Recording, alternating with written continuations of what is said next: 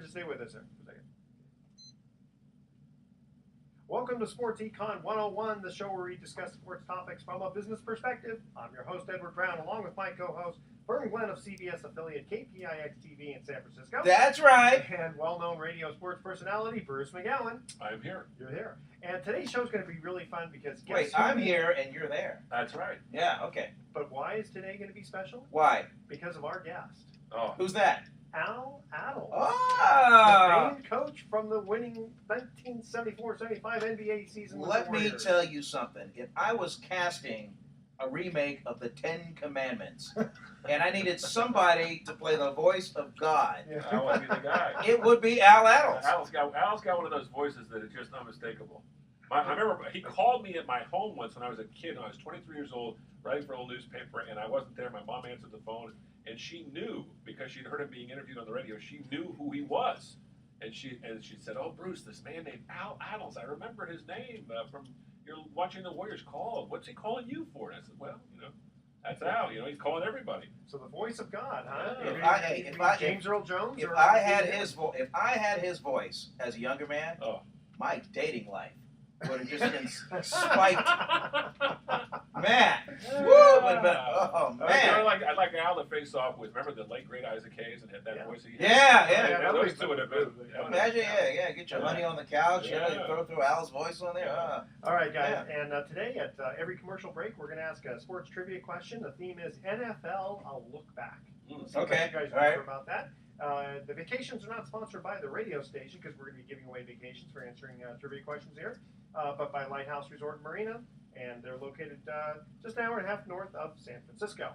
And let's see, you can listen to Sports Econ 101 on iHeartRadio, TuneIn Radio, Sports Byline USA, and CRN, along with many other terrestrial stations. I have the TuneIn icon on my smartphone. There you go. Okay, Yeah. this segment of Sports Econ 101 is sponsored by Pacific Private Money, providing mortgage investments that are currently yielding over 8%. You got to check them out. I'll tell you, the stories are over 8%, very conservative. If I have money, it's going to be private money. That's it. Okay. That's what I'm talking about. Okay, stay with us. Sports Econ 101 will be right back with Al Attles. Okay, so that's our first little tidbit teaser. Our foot's in it. Okay. Al's ready to go. You still with us, Al? Okay. I'm just going to save this file here, and we'll get right into it. Okay. All right. No problem. Yeah, Al's fun. I found that sometimes we've had that Al on the show before. No, Better? No, it's first time. Yeah. Much better. Oh, yeah, it sure does. Yeah. Wasn't Al with us one time on the show? Al, did you come on this show once before with us? I thought he's been on yeah, before. he did. Yeah. I thought he did, yeah. I gotta look Well, at how my long file. ago was that, Al? About 6 months ago? Probably when we... Yeah, it was a while ago. Yeah, I remember that, yeah. Okay. God, for some time. It's I okay. can't remember that. It's been a while. Sorry. Okay. All right. So let's. Al, you got to see these studios someday. You got to come down to Edwards little studio. That's right. It's nice setup. Actually, it is a nice setup. Mhm. It really is. It's just different. It's different. I don't know how to describe it. Okay, well, we'll just leave that alone. Yeah, Okay. we'll leave that alone. All right. I got a That's nice smart space. man, see? He's You're smart nice man. for you and everything. Okay. All All right. Ready? Here we go. Sports Econ 101 continuing. I'm Edward Brown, your host. Vern Glenn and Bruce McGowan are my co-hosts. And we have on the phone Al Attles. You guys remember Al? Oh, Holy smokes. remember him? I just ran into him last week. And the first team I ever got to cover was his team that won the championship, and Al couldn't have been a nicer guy to it. 23-year-old snot-nosed kid just out of college, writing for a little rag of a newspaper. Hey, let me tell you something. These insiders are saying, and we'll get into this later with Coach. Insiders are saying that this edition of the Golden State Warriors as good as the 75-76 Wow. team. What do you think when you hear that, Al? What do you think when you hear that? Does that kind of surprise you, or does it just make you feel really proud after all the years of? Well, I'm happy to hear it, but it brings back great memories of that team because that was a team that is hard to forget because they had some outstanding people and they did some great things. So, Al, I was going to ask you, how do you see the game changed in the last 40 years? I mean, and we all know it's faster, Well, I think it's fast. I think the players are better prepared. The reason years ago, for instance, I played with a guy named Paul Harrison.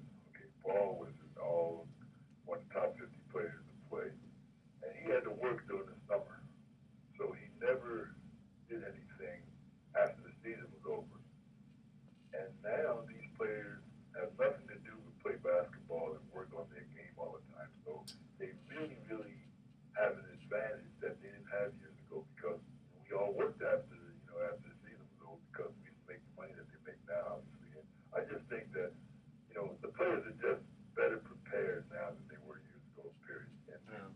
me ask you this one, Coach.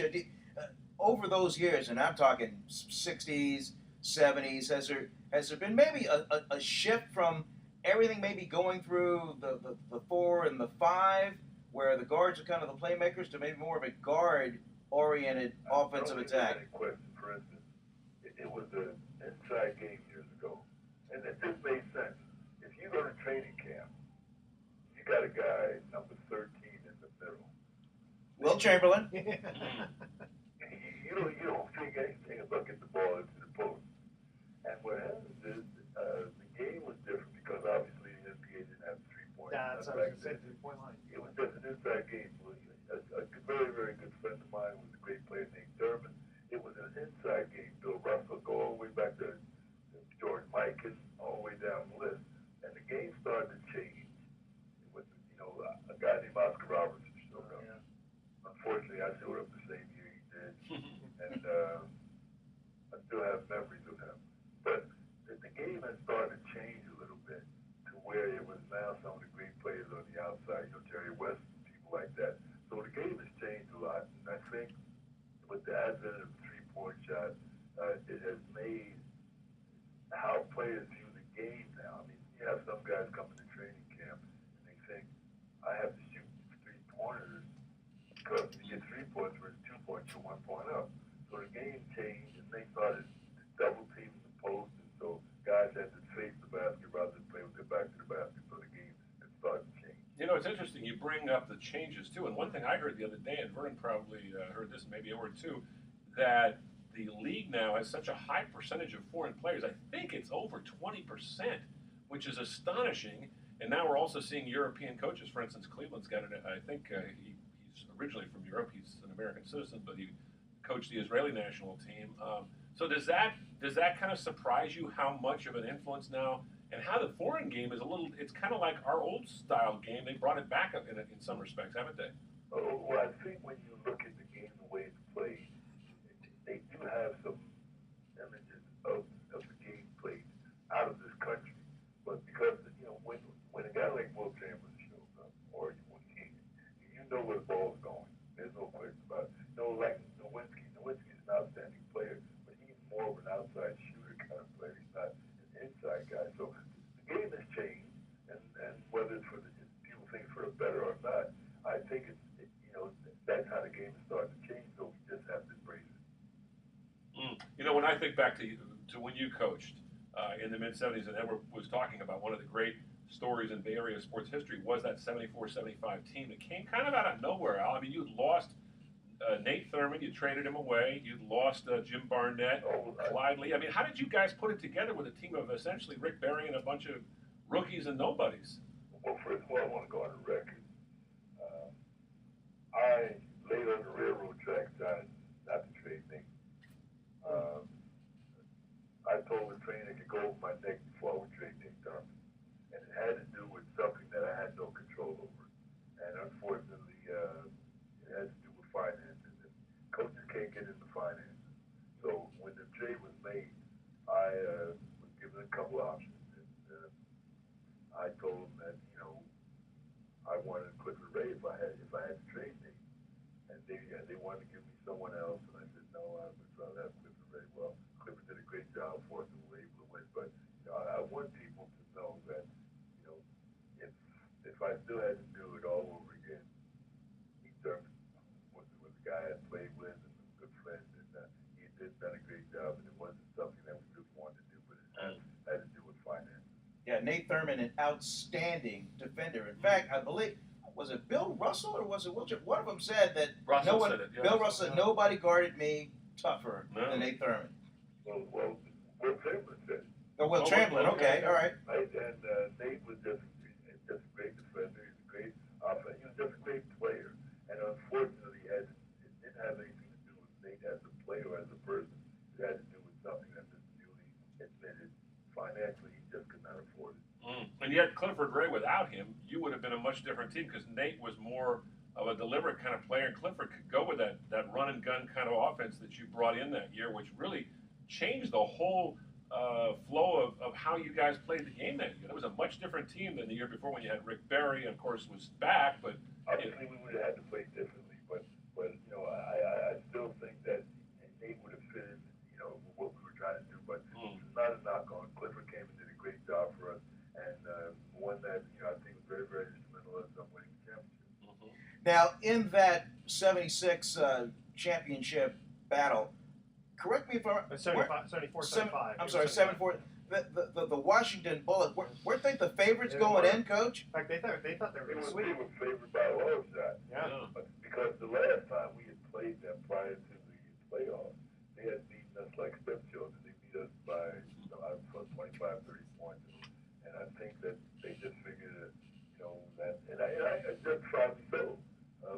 They're playing a team that they beat, by a large margin, and it was going to be an easy series. And as it turned out, it wasn't an easy series. Unfortunately for them, it was an easy series for us because we wanted 4 straight games. Yeah, and even the owners of the Warriors' home floor had booked an out-of-town act, and so when the series came up, he wasn't even available. Yeah, you had to play. They had to play the Cow You had to go to the Cow Which actually, Palace. Al, wasn't a bad place because you played there before, but it was just not the same. Well, I have a great story. We had to play in a different place, but I had a great story about that.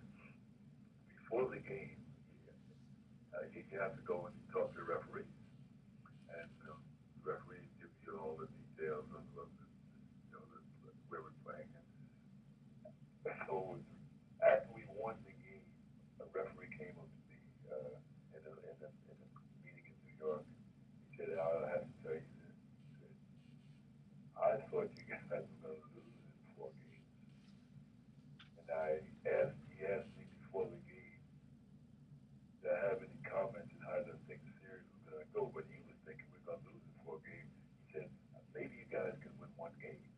And I said, "Well, I think we might be able to win 1 game, but I think a team that wins 4 games don't win the series." And he kind of looked at me and kind of gave me this wry smile that, this guy doesn't know what he's talking about. Hey, Al, if you could stay with us, we're going to cut to a quick commercial break. When we come back, Bruce was telling us before about the story about you getting kicked out. Great story. Okay, yep. So here's our first commercial break trivia question. Again, the theme is NFL, a look back. Okay, good. Are you ready for this? Okay, Dan Marino and one other person were the only 2 to lead the league in passing yardage 5 times in the 20th century. Wow. Who was the other player? All right? The first 3 emails with the correct answer are going to win free 3-2-9. Yardage, percentage, rating. In passing yardage. Passing yardage. Total yards, I guess. Give us. Is it a guy who's still playing? No. Oh, all right. Oh, that's a good question. Okay, so Dan Marino and one other player were the only 2 to lead the league in passing yards 5 times in the 20th century. Wow. All right, stay with us. And it was not Alex Smith. All right, stay with us. Sports Econ 101 is going to be returning. Okay. Johnny U? Johnny U. What do you think, Al? My friend. Let's see. Do you have any ideas now? I'm thinking Johnny U, maybe. We can't. Johnny U. Who else? It'll be someone you've heard of. But he said 20th century. Oh. I mean, it could have been. It could have been Otto Graham. It could have been. I don't think they passed as much. Al, you watched a lot of football. Maybe an AFL team. Maybe an AFL team. There you go. Yeah, maybe. And I being from New Jersey, New York, was where I used to watch most of the games. So I don't know too much about that. Hey, I was curious, Al, when you came out here. Moved to San Francisco. Sure. When you came out here to the Bay Area, did you watch both the 49ers and Raiders? You weren't a fanatic or anything, but did you watch? Well, watched all of them as much as I could. Did you go out to any games ever? The Muley was a part owner. So that's right. Yeah. So you went to Kezar then and the Candlestick? Yeah, Candlestick, sure. Yeah. Well, you probably got to know guys like John Brody and, South San Francisco. Yeah. I'm sorry, every time I think of Kezar Stadium, I think of Dirty Harry. Sorry. I just can't get over that. Where's the girl? Yeah. You shot me! Where's the girl? I tried to kill you, your brains would be splattered all over this field. Yeah, exactly. Harry was great. Dirty Harry. God, he had so many great lines. Get off my lawn, kid. Yeah, no, Gran Torino. Gran Torino. That's more recent. Yeah. Okay. Can you imagine Al doing that? Al's such a nice guy. Would you please get off my lawn? I can't imagine. And yet, at the same time, we'll get into that about this story. About the story. Yeah, I'll let Al tell the story. We'll get right into it. Okay, We'll answer the trivia question and we'll get right into that. Here we go. Okay. So Sports Econ 101 is back. And we never went anywhere. That's right. That's right. Edward Brown, We were in suspended animation. We are going to go back in time with Iowa. We are. Okay, yeah. so first of all, here was the first trivia question. Again, NFL, a look back. Let's see, here it was. Dan Marino and one other quarterback were the only two to lead the league in passing yardage 5 times in the 20th century. I was going to guess Norm Van Brocklin, but I was wrong. I'm going to say Johnny Unitas. Now, that would have been a good guess, Because there weren't that many but other quarterbacks, and he was so great. That's no? true. It's more recent? No, it's right around that time. Right around Johnny Unitas? Yeah. Oh, wait. Wyatt Tittle? No. I'm going to go Otto Graham. Otto Graham? No? Al, do you have a guess for us? You know what? I just watched the game. Okay, you ready? Oh. Answer, Sonny Jurgensen. Oh, my God. Wow. I never would have guessed Yeah, I would not, yeah. Yeah, Never. 61 and 62. Who that guy? Yeah, Yeah. 61 and 62 That for right? the Eagles, 66, Yeah. 67, and 69 for the I Redskins. think he is still or at least up until recently, has been the analyst, the radio analyst for their home radio. Washington broadcast. Redskins Yeah, radio. right, In fact, I was about to say, Yeah, you should have gotten that. You're from I Baltimore. interned for Sonny, Really? James Brown. I interned for all these things. They all were in one sports department Wow. at the CBS affiliate in Washington, D.C. Wow. when I was in college. Man, what a summer. Oh, yeah, that. That's been great. Okay, so we have on the phone Al Attles, great coach for the Warriors. Great player for the Yeah. Warriors. And player, Outstanding. yes. Number 16's up in the rafters. And Retired. his nickname. Use that word quite very. He throws it around a lot. We throw it around once in a while. But Al was you were a survivor, Al, and I want to go back to 1975 because that team, when you played Baltimore, or Washington, I should say, they used to be Baltimore, as you mentioned, they were the prohibitive favorites. You had them down 3-0 back in Landover, and they were desperate. First quarter, Mike Reardon was told, I'm not sure if he was told or just felt like the only way to win this thing is to get Rick Barry out of the game, so I'm going to physically attack him, and that's what he did. Tell us what happened next, because Barry, backed off, and Reardon wanted to get him into a fight, so they both get kicked out. What happened after that? Well, very simple. You get into this series, and you're playing a team with the best record, and they're, supposed to roll through the playoffs. And they're playing an upstart team that nobody thought very much of because we were, picked to be, the last one the season started or whatever. And the great thing about that team is the players never believed what was said about them, good or bad. They just went out and played every night. So we're playing, and we're up 3-0 against a team that thought they would be up 3-0. And Mike, who was a very, very good player, had something in his mind, and I'm sure it was something that they had orchestrated back in Washington. If Rick Barry and Mike Reardon get into a confrontation, and Mike Reardon gets kicked out and Rick gets kicked out, who wins that battle? Washington wins it, so Washington Bullets wins it. And, the first play of the game, the ball goes up, and Mike comes across with an elbow in Rick's head, never going after the ball, and I saw what was happening. And so I stood up, and they go down, they miss a shot, and Rick is running down the sideline. Mike goes over and gives him an elbow, and then gives him another elbow, trying to get Rick into a confrontation. Well, I grew up in New Jersey, and I wasn't the toughest guy in the world, but I figured, I better get out of there because if Rick gets kicked out and Mike gets kicked out, they win that battle. So I got out on the floor. But I wasn't out there to fight anybody, contrary to popular belief. I was out there to make sure that there wasn't a confrontation between Rick and Mike. And Richie Powers, who was the outstanding referee, told the other referee that I was kicked out of the game. He came over and said, you kicked out of the game. I said, wait a minute, I'm kicked out of the game before. He said, Richie said you were fighting. Well, you got to know, Wes Unseld, who was about 8 inches taller, about 60 pounds heavier, intercepted you like a defensive lineman, and you were just trying to get loose for him. I remember your arms were going left and right. Flailing away. Those two players from Washington got me. I acted like I was a baby in the arms. And Wes was big enough to hold 2 guys. And Elvin Hayes. Elvin Hayes, that's right. One arm, one arm, and one on the other arm, and I just laid out like I was a baby. but I was, and contrary to popular belief, I was not out there to fight anybody. I was really out there to protect anything in the fight. I always thought that you were going to go out and attack Reardon so you could get kicked out, and Barry would not get kicked out. I thought that was the strategy. Well, I'm not the brightest guy in the world. If it continued beyond that, then maybe I would have gotten to a little confrontation. Yeah. But I wasn't out there to do that. I was out there because because if we had let that game get away from us, there was, it's very possible that team could have come back and won 4 in a row. Oh, no question. Yeah. I always remember, this will make you feel better. The late, great Bill King was a great friend of yours, and I got to know him quite well. I'll never forget this because I was taping the radio, watching the TV, and he said, Attles, one of the great gentlemen in the game, went out there clearly as a peacemaker, and they're kicking him out. This is the most unjust, unwarranted, unfair. 100% right out. It's sort of like a chess game, though. Yeah. It's like trying to chain out. Because I grew up in Newark. Yeah, Newark, New Jersey. Well, did you ever get kicked out of a game as a player or as a coach before that, or was that the first time? Once, as a coach, I got kicked out. But as a player, I got kicked out. Because, again, one of the players on the other team was attacking one of my teammates. And I thought it was wrong. And so I got in between.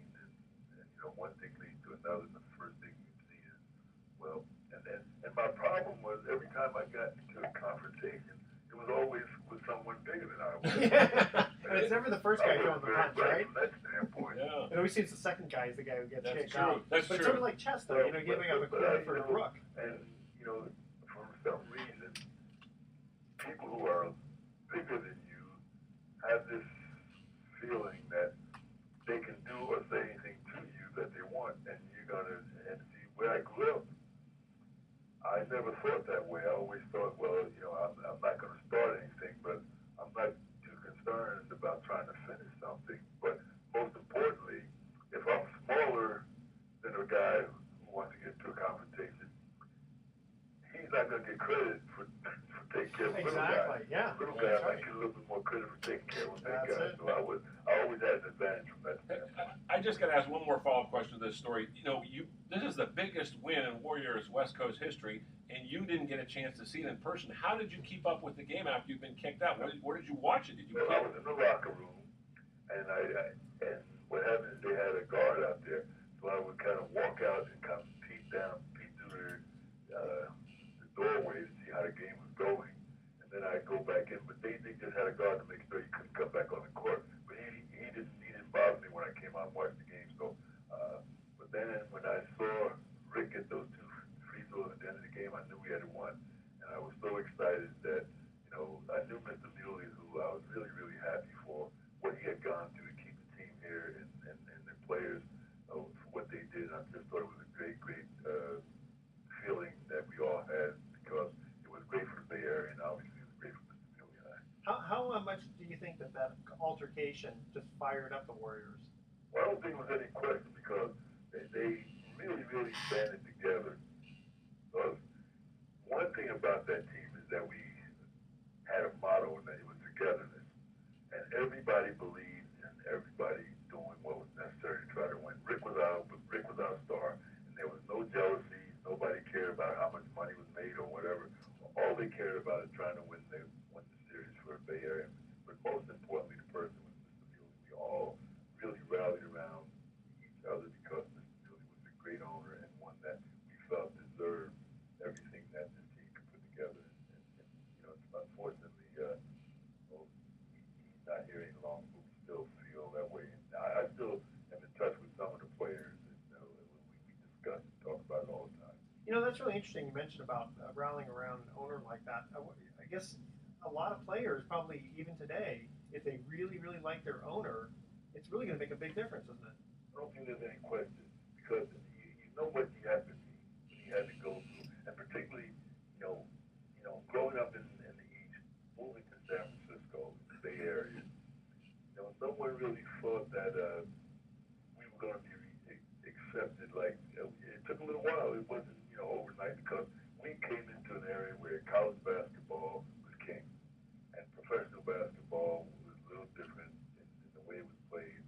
People had to spend a lot more money to go see games. In colleges, I think they played maybe 10 home games, and here we were playing 41 or whatever it was. And at one time, someone was trying to buy the team from Mr. Muley,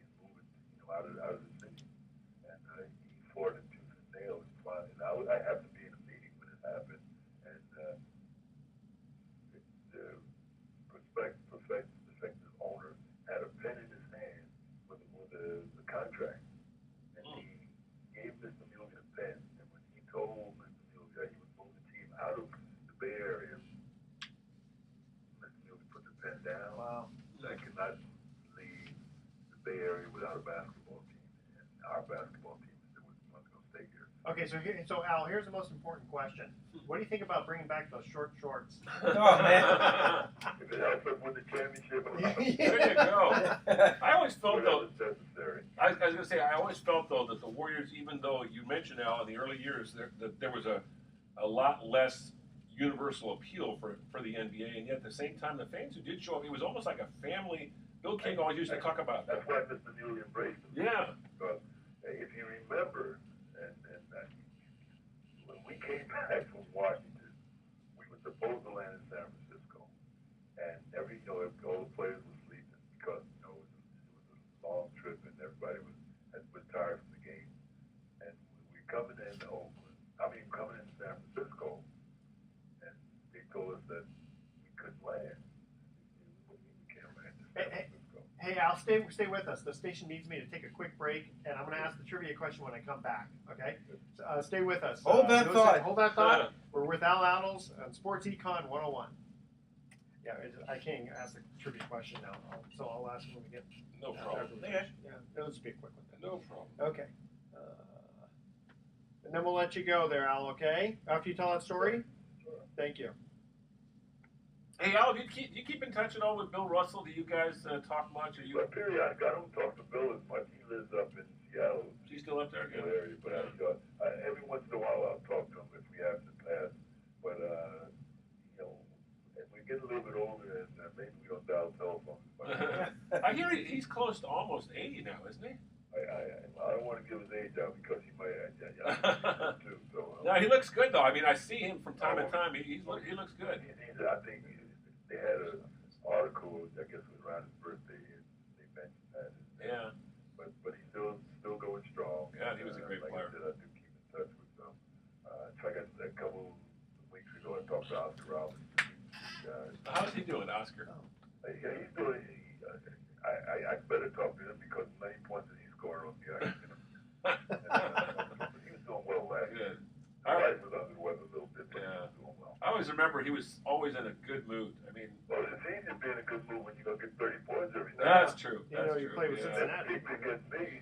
Yeah, I just remember he was the color announcer on the TV national broadcast when you guys won the championship, and Oscar was such a big fan of your team. I remember He was terrific. you guys would score up. And you got a minute to tell you a great story about him.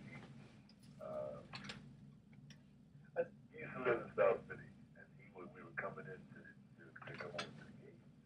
So I asked him before the game, he said, I thought I'd come over to your house to get you. I said, yeah, why? He said, because I want to make sure that you played tonight so I can get moved for it. I tell you what, hey Al, could you repeat that story when we get back on? All right. Okay. All right. Oscar, who was a great player, became a good friend. Yeah. We used to have to joke about it one day. He told me. Wait, let me cut. All right, we're going to return to We're coming back from the commercial break, Coach. Stand by. Stand by. Here we go. So what I'm going to do is I'll ask the question, then I'll cut to Al. Remember, he's got to pick up the story on the cross country flight, Right. and they couldn't land in Yeah. San Francisco. Exactly. Okay. Okay. Sports Econ 101 is continuing. Edward Brown, Vern Glenn, and Bruce McGowan here. I've been quiet because I've just been riveted to these stories I know, without that our guest has been telling. Coach, you've been terrific. Okay, so real quickly, we're going to ask the trivia question. We're going to cut back to Al's story about the cross country, and then he's got another story about Oscar Robertson. Okay, so here was the second trivia question. In 2002, Colts wide receiver Marvin Harrison set an NFL record with 143 pass reception. Whose 7-year-old record did he break? Oh, good question. 2000. So that would have been In 1995, right? Was it Michael Irvin? No, You can't guess right Oh, now. I'm You just sorry. have to wait a little Oh, bit. I'm sorry. Okay, Okay. all right. So now Okay. let's cut Let's back. throw a name out there. let's Bad cut boy. back. We've got Al Attles That's on a the slap on phone. the wrist. And Al, you were talking about a cross-country flight that you guys had. Yeah, long road trip, Coach. You're coming back from Washington, D.C. into San Francisco, and then the folks at the control tower said, you can't land, and this, right? And this is after. So we went over to Oakland, Yeah. and when we got to Oakland, we get off the bus, and everybody's tired because the game is over. We're excited that we won, but everybody's sleepy and tired. And they said you can't go home. And I said, why can't they go home? He said, well, if you don't go back to San Francisco Airport, the fans are on the runway, and there could be some real problems over there. So they put us on the buses, and we got one back to San Francisco, and we went to the airport, and it was just a great, great time. But the players were really, really good about it because they were really tired after the game. And but we were very, very happy to get back, and we were very, very happy that the fans showed up for us. I remember it was about 3 in the morning too, because I was out there with a bunch of people. And it was crazy, and when you guys showed up, man, the fans just went nuts. It was like a small. They were afraid that something would happen. Yeah. On the runways and all, if we didn't get back over there. Isn't it amazing how news travels fast back then? No cell phones, no texting, no cable. They listen to the radio. Exactly. Yeah. So, Al, when we cut to break, you were talking about Oscar Robertson. Yeah. Oscar was he was a pretty decent player, I think. I've heard. Yeah, I think so. There you go. But Jay, we were talking before a game, and he said, Al, I thought I'd call you to make sure you came over to the game one time. I said, I know why you wanted to call me and make sure I got here on time because you wanted to get your 30 off me just like you done everybody else. but he was a great player and one that I think when you talk and go down the annals of the great players in the league, he's obviously up there with the top. Oh, Hey, absolutely. you think one of his great, at least to me, just watching. I mean, just how he was able to just create separation from whoever was defending him. I mean, you could be a blanket on him and just one little jab step, and then he would. Well, he was the starter of the double, triple doubles and all that. I mean, Oh, yeah. And the thing that he would do that really, really knew you in trouble was that during the first quarter you might get 4 points or 6 points. You say, okay, I'm doing a pretty good job. But he was going to play the whole game. And the fourth quarter, he might get 18 points or 17 points. And what happens? You go, well, what happened to the guy who was only getting 4 points in the quarter? he lulled you. He was just a terrific player. And one that, when you go down the aisle with the great players in the league, he has to be at the top with guys like Wilson, Russ. And I'm so glad that he got a chance to play at the end of his career with the championship team, because in Cincinnati he was always on teams that were okay but not great with Jerry Lucas, and he got to play with Kareem in Milwaukee. You're right. Yeah, and they won a championship in 1970. I got a question for you, Coach. I got a question. Let's just say you go to a playground and you're going to play a pickup game. Right. Give us 4 guys that you would just play, that you just pick to play with you, that we've heard of, that you would like on your dream team. I can't do it. Why? The guys that I miss going to be waiting outside for me. Good answer. That's a that. good one. Yeah, I like that. You know who I start with the post. There's no question about it. I start with Wilson Russ, and then Oscar I would come up with Jerry West, and then you give me anybody, that 5th guy. Yeah, restroom will be right on the bench, ready to come off. I had Yeah. a roommate that I have to put there somewhere named Guy Rogers. That's yeah. And so that's why it's so difficult to do it. And Bob Petty was a great player, and Paul Ayers and Tom Gola. There's so many great ones up there. But when you talk about great players, I don't have any idea how people not take Will Taylor. I just because I had an advantage by playing with him and knowing him, and he was a lot different than a lot of people perceived him to be. He cared about people. In fact, my wife and I were talking about it just a couple of days ago, the fact that he had done some things for some people and that he didn't want them to know that he was doing it because he didn't want people thinking he was doing it for the credit. I mean, he help other people. He's just a great person and a great player. Hey, we use the word great so much. So, In your mind, what is the difference between a very, very good player and a great one? what is the difference? Yep. How they are as teammates, how they are with the community. For instance, there was one thing that Will did. A lot of people used to be afraid to approach him. And I remember here in the Bay Area, where people would be outside waiting for an autograph. There was a game we played back in Philadelphia after we had come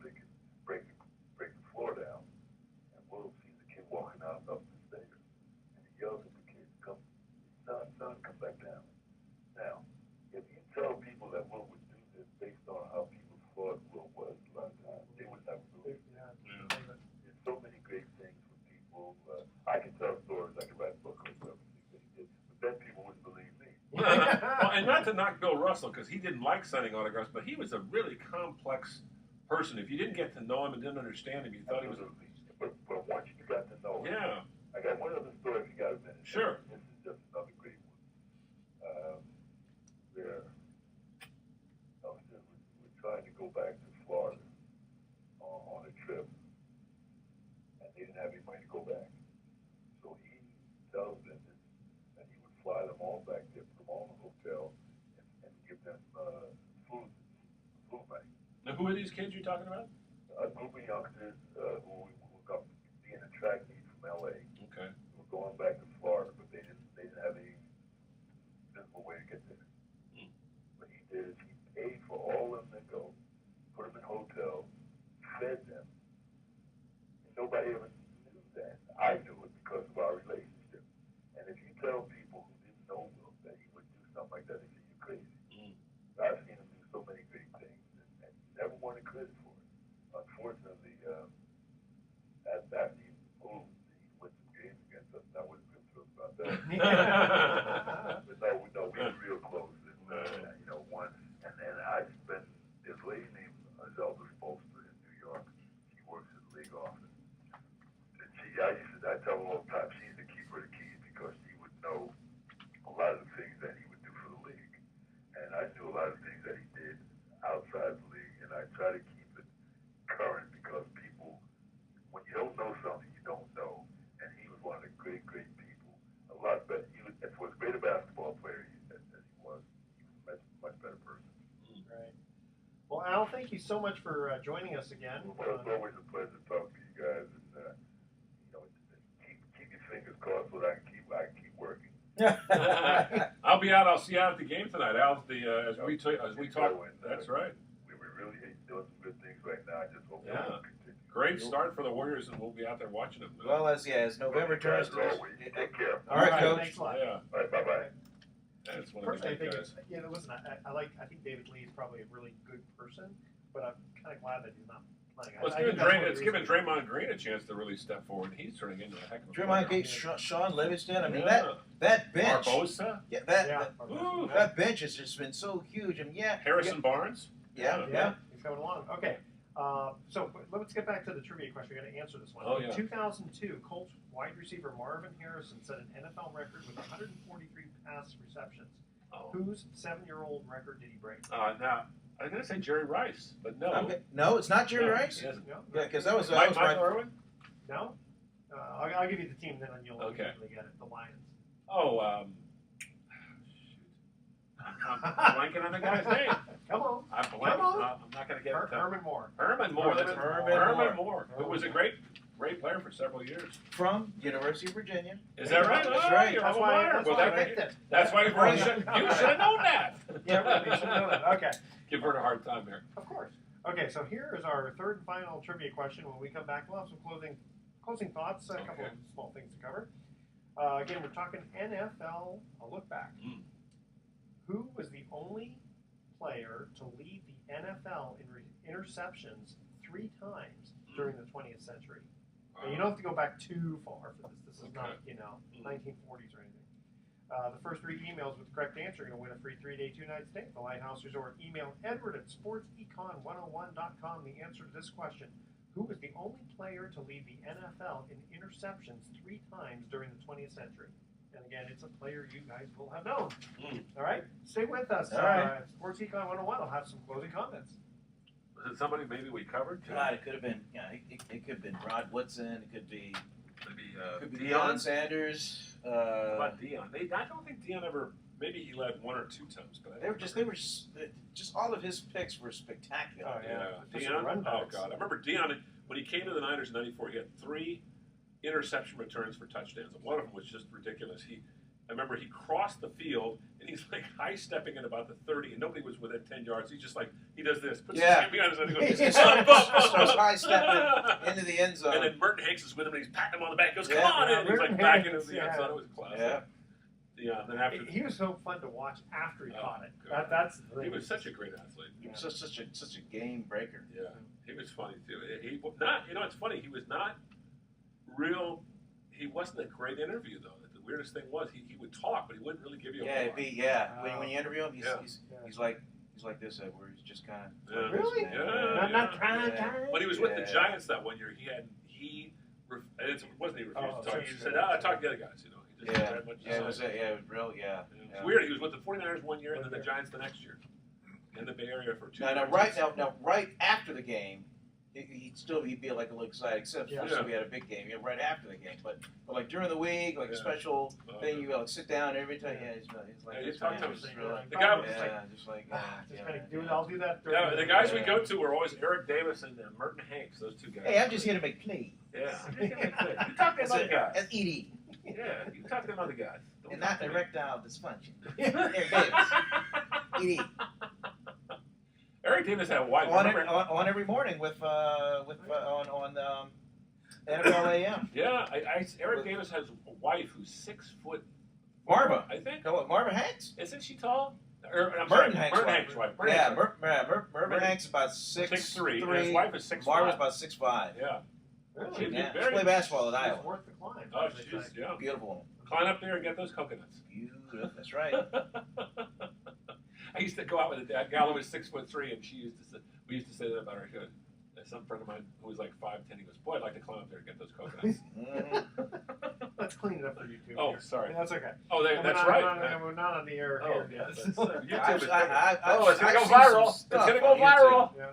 Oh no. Yeah, this is somewhat. I mean, think about it. If we said something really outrageous, then we could be viral. It could go viral, and it could ruin our careers. Or make them. Vernon's the only one here. I know. So you and I don't have to worry, you know. Yeah. We should goad him into something here. What the heck? We wouldn't do that to our friend. No.